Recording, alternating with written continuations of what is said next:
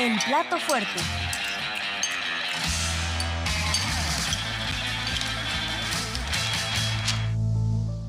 Tomando como base la metodología implementada en la Ciudad de México, el gobierno federal desarrolló una estrategia interinstitucional para la búsqueda de las 110.964 personas desaparecidas en nuestro país.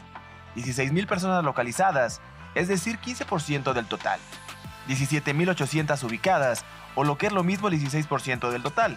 26.090, o un 24%, que no cuentan con los datos suficientes para ubicarse. Y 36.000 que son equivalentes al 32%, que no tienen indicios para la búsqueda. Todo ello apegado a una ética de búsqueda basada en 5 aspectos. Número 1, pues no estamos desapareciendo desaparecidos. Número 2, no se ha borrado ni se borrará ningún registro. Los esfuerzos han estado enfocados en la búsqueda y en la localización de las personas desaparecidas.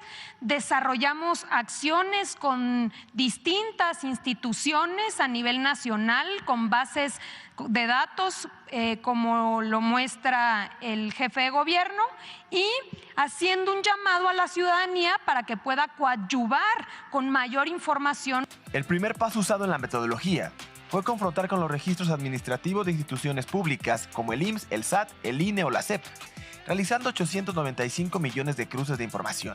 Con estos cruces de datos, se inició la búsqueda masiva casa por casa en los 32 estados de la República, haciendo un total de 111.000 visitas, además de realizar miles de llamadas telefónicas. Como consecuencia, se pudieron dar resultados certeros. Se dividen en 4 grandes rubros. Primero, las que encontramos en su domicilio, a 3.945.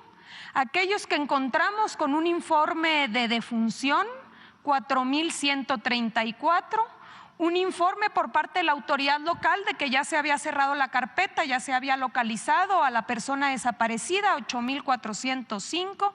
Y 197 personas que estaban en el registro de desaparecidos, pero se encontraban en algún centro penitenciario. Cumplimos con los estándares normativos y así, por ejemplo, los elementos del gobierno interactúan directamente con las personas reportadas como desaparecidas.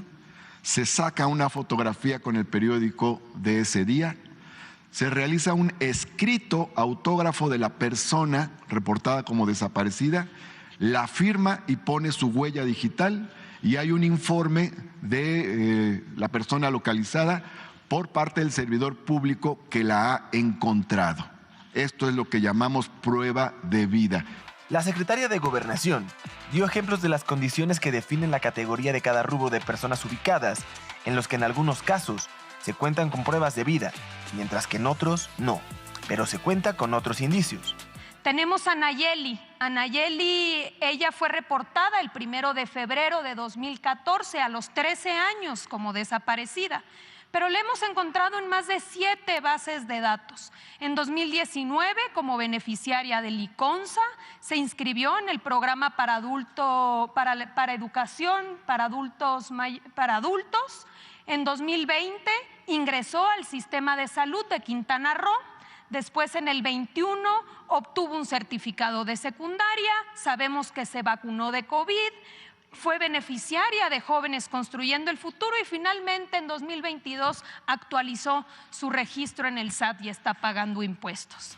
En otros casos, se cuenta con indicios, pero que no son suficientes para avanzar con la búsqueda. Tenemos un registro donde solo se tiene el nombre o apodo, en este caso Chava, género, nacionalidad y edad.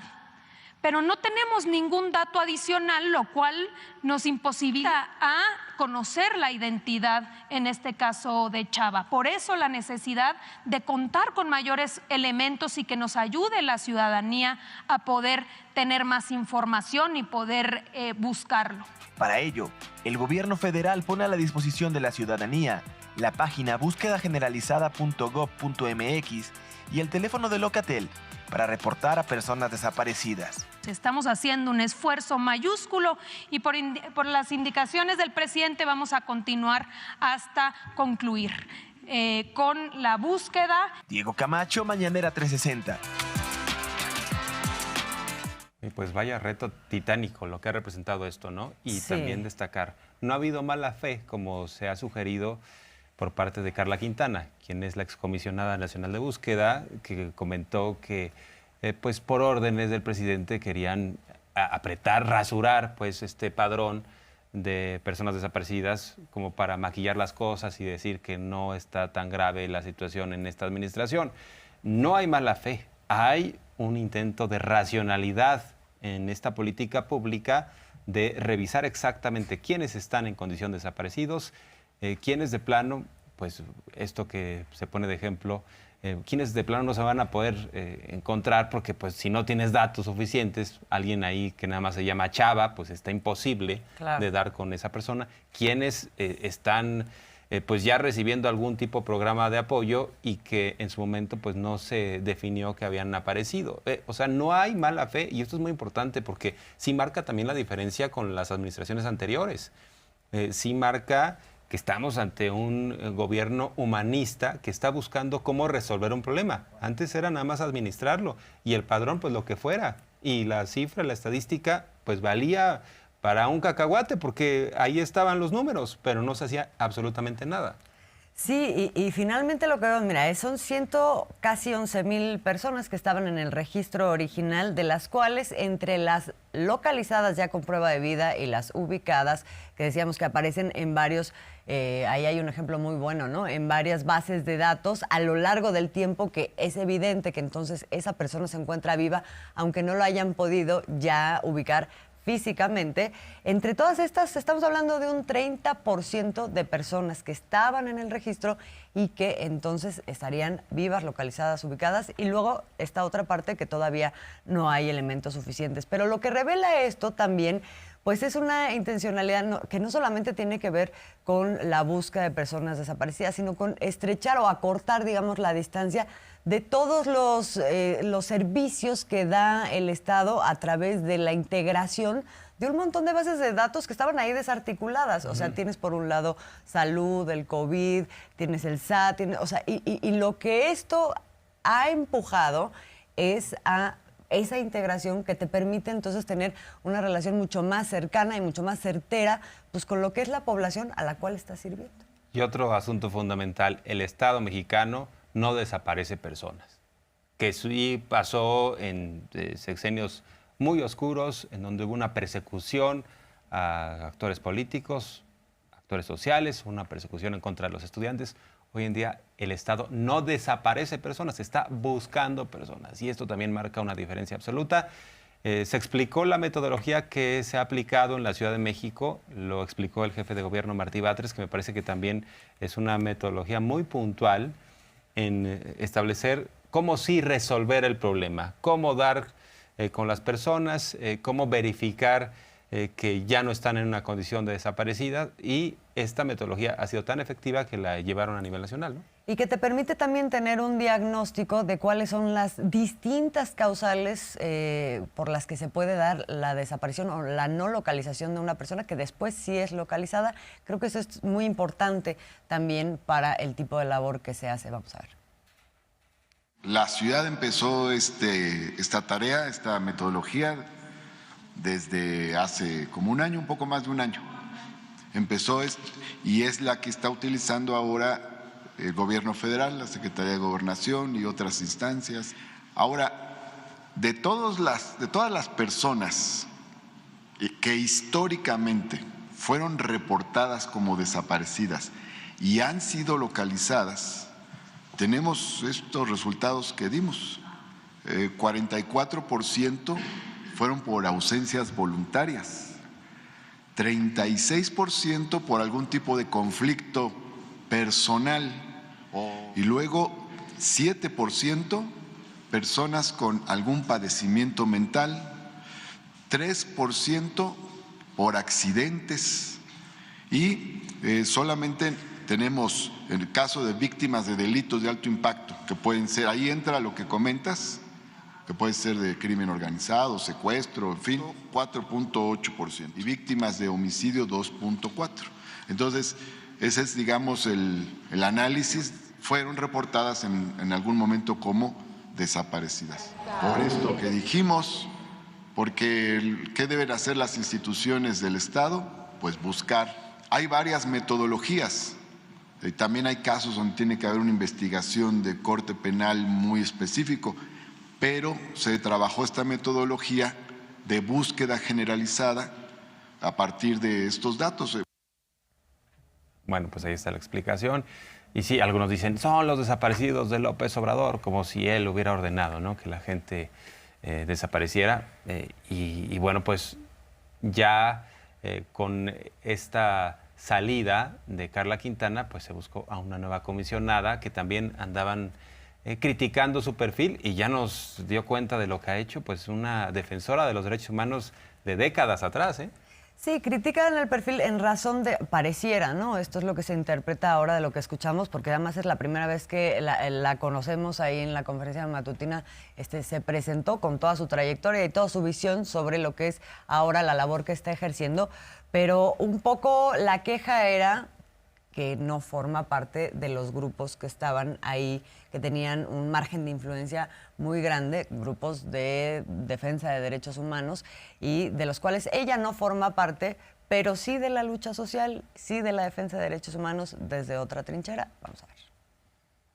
Nombramos a Guadalupe, a Terelupe, que es una mujer de convicciones, de principios, honesta. ¿Y saben qué? La vetaron. La vetaron porque tenían secuestrada esta comisión. Buenos días, soy Teresa Guadalupe Reyes Sagún. Soy servidora pública y, bueno, mi antecedente fundamental es que tengo casi 41 años en la lucha social y popular en este país. He estado en el movimiento urbano, he estado en luchas por defensa de los derechos humanos, en defensa del agua, en defensa de la tierra, en defensa de los desaparecidos, de los perseguidos. He estado en movimientos continentales por los excluidos, por los olvidados, y he estado en las principales luchas de mi pueblo en estos 40 años. Desde el 20 de octubre estoy como comisionada nacional de búsqueda. Lo que se presentó el día de hoy fue el gran esfuerzo interinstitucional dirigido desde el Gobierno de México para buscar a miles de seres humanos que se encuentran desaparecidos. Pero sí ha sido muy importante lo que se desarrolló desde el Gobierno de México y los logros. Miles de personas encontradas, miles de personas encontradas. Sé que hay algunos amparos, o un amparo por lo menos, se está atendiendo, más que atender el amparo de la impugnación.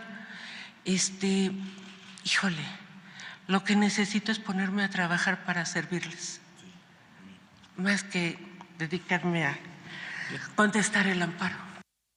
Pues con esta humildad, ¿no? Dicen, me quiero alejar de la grilla, me quiero poner a trabajar, ¿no? Sí, se estaba refiriendo al final de la impugnación que hubo por parte de estos grupos justamente a su designación, ¿no? Y ella dice, pues no hay una especialidad, ¿verdad?, en encontrar a personas desaparecidas. No hay una carrera, no hay un título que lo diga, sino... Porque eso es lo que aducían, ¿no? Así es, uno tiene que, de entrada, tener una vocación de servicio, ¿no?, a la gente, y está acreditado por su propia trayectoria en materia de derechos humanos. Y a propósito de derechos humanos, el presidente saca esta reflexión en torno al caso Ayotzinapa, en donde hace una crítica en particular a este grupo de defensores de derechos humanos que se había acomodado también en el régimen anterior, y dice, pues, ¿cómo es posible que tenían esta doble cachucha? Es lo que he identificado a partir del análisis del caso. ¿Cuál es la doble cachucha? Estos grupos estaban defendiendo a las víctimas, a los familiares de los desaparecidos, pero al mismo tiempo a los victimarios, argumentando que se les habían violentado sus derechos humanos. Entonces, pues no había castigo, había el reino de la impunidad, a tal grado que quienes asumieron el costo de la decisión de forzar la llamada verdad histórica, como Murillo Karam, estaban pues en su casa comiendo palomitas, viendo todo esto, ¿no? Sin que les pasara nada.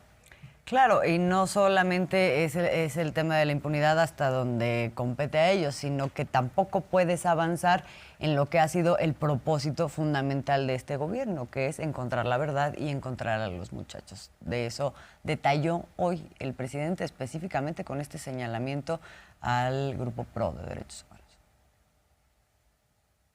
Celebran la libertad de los torturados. Por un lado, defienden a las víctimas, pero por el otro lado participan para dar la libertad a los que argumentan, ¿sí?, con elementos o no, de que fueron torturados, y eso lleva a que los dejen libres. Entonces, ¿por qué me entero de esto?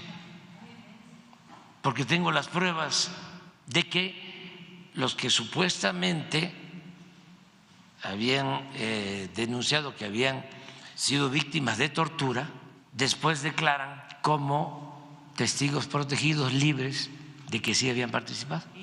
Sí, pero lo que quiero saber es qué hay en el fondo. O sea, ¿cómo dice un boletín del PRO? La sentencia para liberar a los torturados es excelente, de vanguardia, y eso es lo que damos. ¿Saben cuántos salieron así? Más de 60. Los padres no saben esto que les estoy diciendo. O sea, los padres no saben, ¿sí?, de que la sentencia que dejó libres a quienes participaron, porque eso sí lo puedo probar, ¿sí?, en la desaparición de los jóvenes, tuvo que ver con un trabajo jurídico que hicieron defensores de derechos humanos, que también supuestamente los están asesorando a ellos. Bueno, y decíamos que esto, ¿por qué es importante? Porque también, pues, se está un poco obstaculizando, no un poco, se está obstaculizando finalmente el llegar a la verdad, a encontrar a los jóvenes, que es parte de lo que también reflexiona el presidente. No, no queremos meter investigaciones porque se van a convertir en víctimas, ¿no? Y que ya los estamos persiguiendo. No, para nada. Lo que queremos es conocer la verdad. ¿Sí? O sea, a ver, porque lo que está de por medio es encontrar a los jóvenes.